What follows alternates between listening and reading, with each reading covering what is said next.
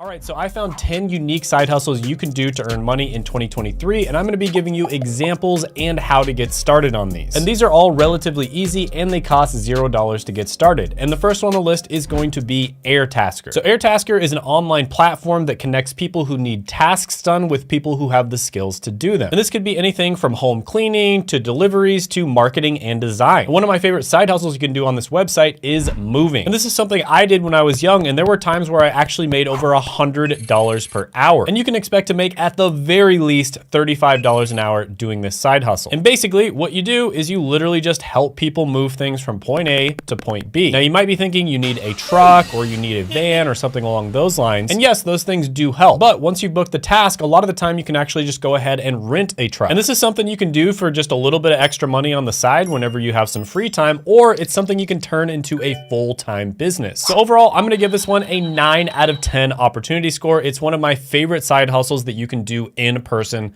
in your local area. Now, the next on the list is going to be selling educational notes, and you can start with nces.ed.gov. And this is where you get to monetize your academic expertise by creating and selling comprehensive study guides. And you can also get paid to share lecture notes as well as summaries to lazy students who didn't want to attend class. Now, this is something I used to do all the time. I used to skip almost every single class in pharmacy school, at least the ones that I could get away with. And luckily, I'd always have some friends that would give me the notes afterwards. And if you don't think you can make money with this, well, there was a girl who made $2 million in 2 years named Stephanie Beggs. And she did it by selling study notes on Etsy and TikTok. And if you look into the notes section, hey, what do you know? There's pharmacy notes for tablets and liquid oral formulations. So you can basically find study notes on just about any subject out there. And like I said, to get started, Nexus Notes makes this entire process super easy. So overall, I'm gonna give this one a money score of 8 out of 10. Now, the next on the list is where you can get paid to be an illustrator and you don't even have to have any art-related talent. And that's because you can use AI software such as Midjourney to create amazing graphic designs. So all you really have to get good at is prompting Midjourney to do all of the work for you. And there's a story I found on CNBC Make It about a 29-year-old making $22,000 per month. And she did this with her art-related side hustle, and she says that she only works about 2 hours per day. Now, if you wanted to get a job as an illustrator, they make about $42,000 a year. And of course, you can make much more than that as a freelancer or if you start your own business. And you can get started with this on all kinds of different freelancing websites such as Fiverr.com. Now, the trick here is to make sure that you find a niche. You want to find a profitable niche to be an illustrator in. And you kind of want to build your brand off of being very good at whatever that niche is. But overall, this is a really good opportunity. I'm gonna give it a money score of 7 out of 10. Now, the next one on the list is probably one of the easiest and best business models you can possibly do, and that is selling digital products. Now, the reason this is such a good business model is because of the fact that digital products have very little overhead. They're extremely cheap to create. So when you sell a digital product, you probably have a profit margin over 90%, which is pretty much unheard of for any other type of product. And on top of that, digital products are incredibly scalable and you don't have to store them in a place like you would with physical products. So you don't have to deal with all the logistical problems that come along with selling physical products. You can sell anything from ebooks to templates to online courses. And you basically just create it one time and then you have a product that is out there forever,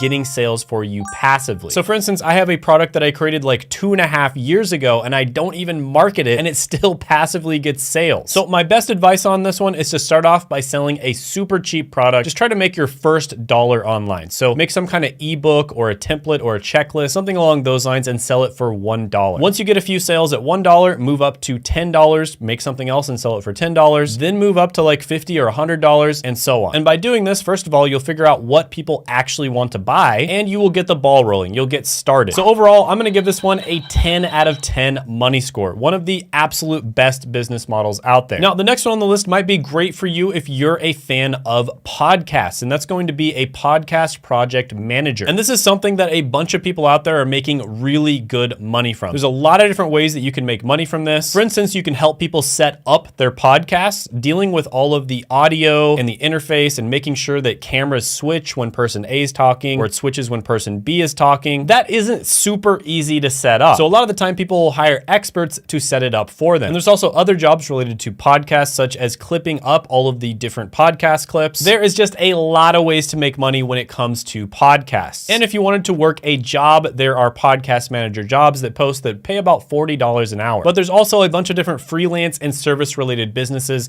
that you can start around podcasts. So overall, I'm gonna give this one a 7 out of 10 money score. Now the next one on the list is involved in real estate, and it's something you can do as a side hustle, and that's going to be a field inspector. So field inspectors basically perform inspections on properties. A lot of the time they'll take pictures and they'll just document everything in order to make sure that the property is suitable to be lived in. And sometimes it has to do with insurance purposes as well. And one website where you can get started with this easily is jmireports.com. Now you might be thinking you have to have experience in real estate in order to do this, but actually the job is relatively simple, but it does require somebody to go there in person. And it even says right on the website, experience in insurance or field work isn't essential to handle this role. Now, according to Glassdoor, field inspectors make about $54,000 a year. And this is something you can do as a side hustle as well. And typically you'll make about $150 to $350 per day. And that's according to JMI. So overall, really solid one. It's something where there's pretty much always going to be demand for this. I'll give it a 7.5 out of 10 opportunity score. The next one on the list might be great for you if you're a fan of chess.